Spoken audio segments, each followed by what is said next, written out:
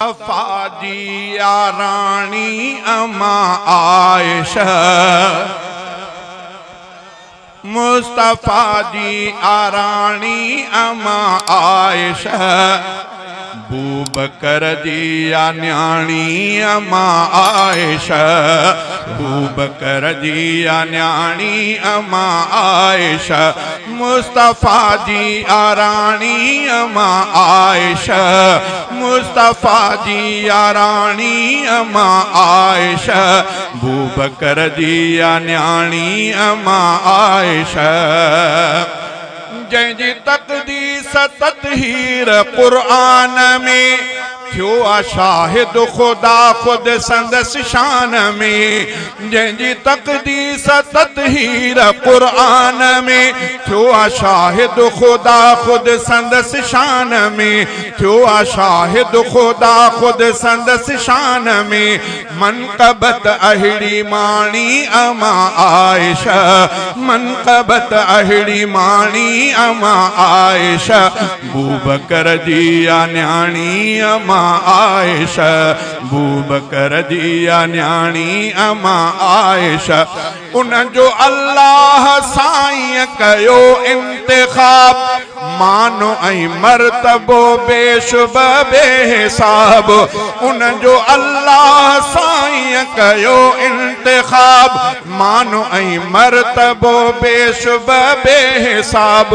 नेक न्याणी निमाणी अम्मा आयशा, नेक न्याणी निमाणी अम्मा आयशा, बूबकर जी न्याणी अम्मा आयशा, मुस्तफ़ा जी रानी अम्मा आयशा, बूबकर जी न्याणी अम्मा आयशा। हिक दफ़े मुस्तफ़ा आयशा खे चयो, पांजी ओबर करे पानी मूंखे ॾियो। हिक दफ़े मुस्तफ़ा आयशा खे चयो, पांजी ओबर करे पानी मूंखे ॾियो, पांजी ओबर करे पानी मूंखे ॾियो। पहिरियों पीतो हो पानी अम्मा आयशा, पहिरियों पीतो हो पानी अम्मा आयशा, बूबकर जी न्याणी अम्मा आयशा। जंहिंखे अधु इल्म पंहिंजो हबीबन चयो, उन सहाबा खे नबवी इल्म पे ॾिसियो।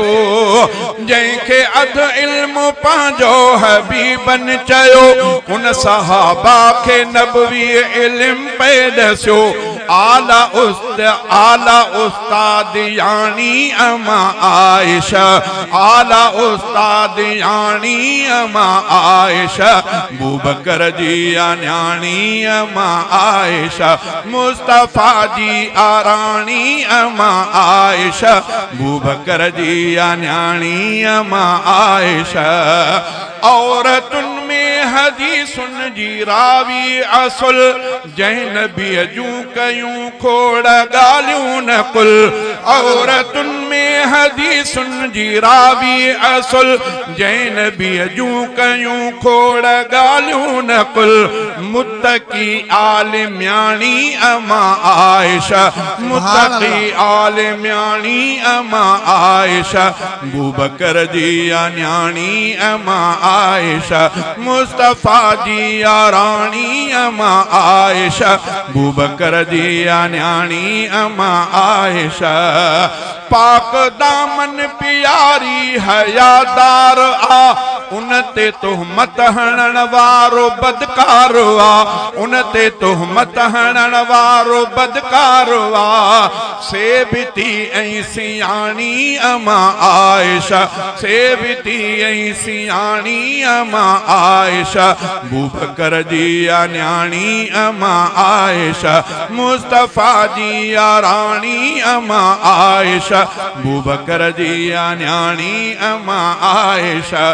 साहस रखां मिठी मूंखे पंहिंजी अम्मा, शान शेरन में हाले जवी थो लिखां। साहस रखां साह सिर खां मिठी मूंखे पंहिंजी अमा शान शेरन में हाले जवी थो लिखां शान शेरन में हाले जवी थो लिखां शेर हिन जी कहानी अमा आयशा बूबकर जी न्याणी अमा आयशा बूबकर जी न्याणी अमा आयशा मुस्तफा जी आराणी अमा आयशा बूबकर जी न्याणी अमा आयशा। सुभान अल्लाह।